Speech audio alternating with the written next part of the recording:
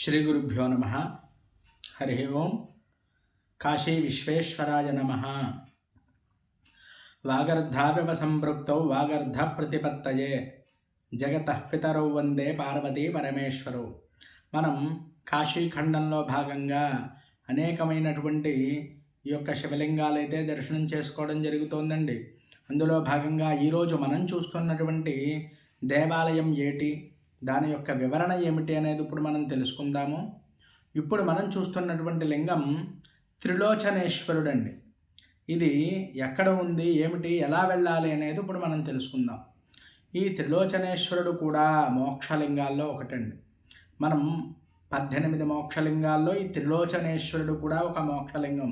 ఇది సాధారణంగా ఎవరిని కూడా వీడియోలు కానీ ఫోటోలు కానీ ఇక్కడ తీయనివ్వరు.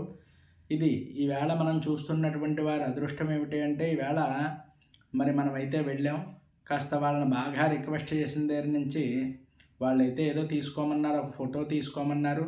నేనైతే మరి కాస్త వీడియో అయితే తీయడం జరిగింది. అందరూ కూడా మరి దర్శనం చేసుకోవాలి అనేటువంటి మంచి ఉద్దేశంతో అయితే నేను ఈ పని చేశాను. అందువల్ల ఇప్పుడు స్వామిని ఎలా చూడాలి, ఎలా వెళ్ళాలి అనేది మనం ఇప్పుడు ఎలా దర్శనం చేసుకోవాలి అనేది ఇప్పుడు మనం తెలుసుకుందామండి. ఈ ప్రదేశం పేరు మచ్చోదరి. మనం ఈ ఏరియా కోసం ఆల్రెడీ వీడియో అయితే మన ఛానల్లో పోస్ట్ చేయడం జరిగింది. దూర్వాసేశ్వరుడు, కామేశ్వర మహాదేవ్ అని చెప్పి నేను వీడియో అయితే చేయడం జరిగింది.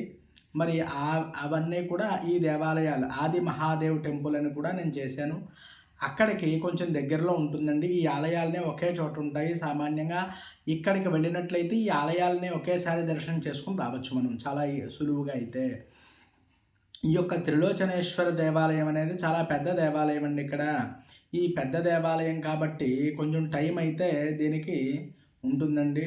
మనకి ఉదయం అయితే 11 ఆ టైం దాకా అయితే 11:30 దాకా అయితే తీసే ఉంటుంది. తర్వాత అయితే మూసేస్తారు. మళ్ళీ సాయంత్రం అయితే 5 గంటలకు తెరుస్తున్నారండి. 5 to 6 ఆ ప్రాంతం దాకా అయితే మూసుంటుంది. ఇది లోపలికి ఉండడం వల్ల కొంచెం జనాలు అయితే తక్కువగా వస్తారండి ఈ దేవాలయానికి. అది గుర్తు పెట్టుకోవాలి మనం. సాధారణంగా వెళ్ళే వాళ్ళందరూ కూడా ఉదయాన్నే వెళ్ళినట్లయితే మనకి దర్శనం అయితే చక్కగా జరుగుతుంది.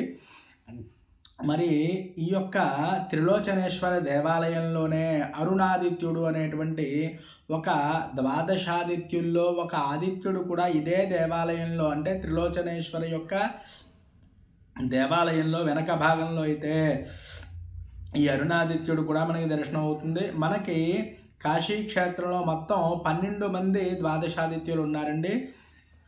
ఆ ద్వాదశాదిత్యుల్లో అయితే ఈ అరుణాదిత్యుడు కోసం కూడా నేను పెట్టడం జరిగింది. అందరూ కూడా దర్శనం చేసుకోవచ్చు. దాని హిస్టరీ అది కూడా మరి అందులో చూసినట్లయితే మీకు అర్థమవుతుంది. ఇంకా వివరంగా అయితే అది మనం తెలుసుకోవచ్చు. అలాగే ఇక్కడికి వచ్చినప్పటికీ త్రిలోచనేశ్వర మహాదేవుని కూడా మరి మోక్షలింగాల్లో ఒకటి కాబట్టి తప్పక దర్శనం చేసుకోవాలి. ఎందువల్ల ఈ మోక్షలింగాలు చేసుకోవాలి అంటే, మరి కాశీలో మనం మరణం పొందినట్లయితే సాక్షాత్తు కైలాస ప్రాప్తి, అంతేకాకుండా వాళ్ళకి తప్పకుండా మోక్షం లభిస్తుంది అని చెప్పి అనేకమైనటువంటి పురాణాలు, ఇతిహాసాలు కూడా చెప్పబడుతున్నాయి. మరి అందరూ కూడా కాశీలోనే మరణించాలి అనేటువంటిది ఏమీ లేదు.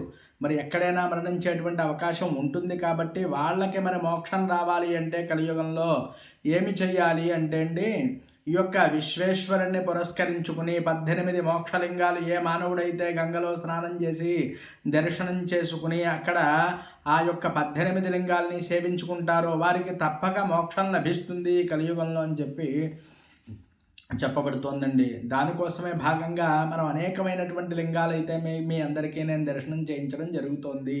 అందులోనే ఈ యొక్క త్రిలోచనేశ్వరుడు, ఈ యొక్క త్రిలోచనేశ్వర లింగాన్ని కూడా చూడవలసినదే. అందువల్లే మరి సాధారణంగా మనం ఘాట్లలో వెళ్ళినట్లయితే మరి త్రిలోచన్ ఘాట్ అని చెప్పి ఉంటుంది. అక్కడ దిగి కొంచెం ఎదరికి నడిచి వచ్చినట్లయితే మెట్లు ఎక్కి త్రిలోచనేశ్వర దేవాలయం అయితే మనకి వెంటనే కనిపిస్తుందండి. ఇక్కడే నర్మదేశ్వర దేవాలయం అని ఉంటుంది. దానికోసం కూడా నేను వీడియో చేసి ఆల్రెడీ పెట్టడం జరిగింది. అలాగే ఇక్కడే మనకి ఆది మహాదేవుడు టెంపుల్ ఉంటుంది. అలాగే మళ్ళీ కామేశ్వర మహాదేవ్, దూర్వాసేశ్వరుడు కూడా ఉంటుంది. ఇక్కడ చూడవలసినటువంటివన్నీ కూడా మనం అన్నీ చూసుకుని వెళ్ళాలండి. ఎందువల్ల అంటే మళ్ళీ ఒక్కొక్క దానికోసం ఒక్కొక్కసారి రావాల్సిన పని లేదు. అందుకే ఇక్కడ చేసేటువంటి వీడియోలన్నింటిలో కూడా ఏ ఏ దేవాలయాలు ఉంటాయి అనేటువంటిది, అంటే ఈ వీడియోలు అందరూ చూడలేక ఒకే వీడియో చూసినా సరే అందరికీ మరి సామాన్యులకు కూడా అర్థం అవ్వాలి అనేటువంటి ఉద్దేశంతో నేనైతే ఇవన్నీ కూడా చెప్పడం జరుగుతోంది. కావున అందరూ కూడా భక్తి శ్రద్ధలతో స్వామిని దర్శనం చేసుకుని ఈ త్రిలోచనేశ్వరుని కూడా దర్శనం చేసుకుని మరి తరించగలరు. అంతేకాకుండా ఒకవేళ అవకాశం లేని వారు ఎవరైనా ఉంటారు, అంటే కాశీ వెళ్ళి కూడా ఇవన్నీ చూడలేని వారు కూడా చాలామంది ఉంటారు. ఎందుకంటే ఇవన్నీ కూడా తెలియదు కాబట్టి. అందువల్ల ఈ కాశీ వెళ్ళిన వారైతే మనం ప్రయత్నం చేయాలండి. ఎందువల్ల అంటే మనం వెళ్ళేదో విశ్వేశ్వరుని చూసేసాం, కాలభైరవుని చూసేసాం, కాశీయాత్ర అయిపోయిందంటే కాదండి. ఇక్కడ అనేకమైనటువంటి గొప్ప లింగాలు ఉన్నాయండి. అంటే వెతికి కొద్దీ కూడా ఇంకా అనేకమైనటువంటి లింగాల్ని మనం చూసేటువంటి క్షేత్రం ఏది అంటే కాశీయే. మరి విశ్వేశం మాధవం డుండిన్ దండ పానించ భైరవం వందే కాశీ గుహాం గంగాం భవానీ మణికర్ణికాం. ఇవన్నీ చూసేసినా సరే కాశీయాత్ర సంపూర్ణం అంటే సంపూర్ణమైనట్టే. కానీ ఇంకా అనేకమైనటువంటి గొప్ప లింగాలు ఉన్నాయండి. మరి అటువంటి లింగాల్లో త్రిలోచనేశ్వరుడు కూడా. మరి తప్పక దర్శనం చేసుకోండి. మరి ఎవరికైనా ఉపయోగపడుతుందంటే ఈ వీడియో తప్పక పంపండి. మరి నేను ఇప్పుడైతే మీకు త్రిలోచనేశ్వర మహాదేవుడి యొక్క దర్శనాన్ని నేను చేయిస్తున్నాను, చూసి తరించగలరు. ఇప్పుడు మనం చూస్తున్నటువంటిది త్రిలోచనేశ్వరుడు. ఈ దేవాలయానికి ఇలా వెళ్ళాలి. మనం ఈ గేటు మరి టైం కాకపోతే ఇలా మూసేసి ఉంటుందండి. మనం ఈ పక్క కిటికీలోంచి పిలిచినట్లయితే వాళ్ళైతే తలుపు తీస్తారు మనకి. ఈ సందు చూడండి, కొంచెం ఈ సందులోంచి వచ్చినట్లయితే ఇదిగో ఇక్కడ మనకి ఈ మధ్య అయితే మరి బోర్డు అయితే పెట్టడం జరిగింది, త్రిలోచనేశ్వరుడు. మరి చూడండి, త్రిలోచనేశ్వరుడు యొక్క మహాదేవి యొక్క దర్శనం అందరికీ కూడా. అంటే ఇక్కడ లైట్లు అయితే లేవండి, కొంచెం చీకటిగా ఉంది స్వామి. అందువల్లే మీకు ఇలాగా నేను వాళ్ళైతే ఇక్కడ ఫోటోలు వీడియోలు తీయనివ్వరు కాబట్టి నేను మామూలుగా మీ అందరికీ దర్శనార్థమై తీయడం జరిగింది. మరి అందరూ కూడా తప్పక దర్శనం చేసుకోవలసినటువంటి లింగం. మరి ఇటువంటి అనేకమైనటువంటి లింగాలు చేస్తున్నాము. అందరూ కూడా లైక్ చేయండి, కామెంట్ చేయండి, సబ్స్క్రైబ్ చేయండి. హరి ఓం.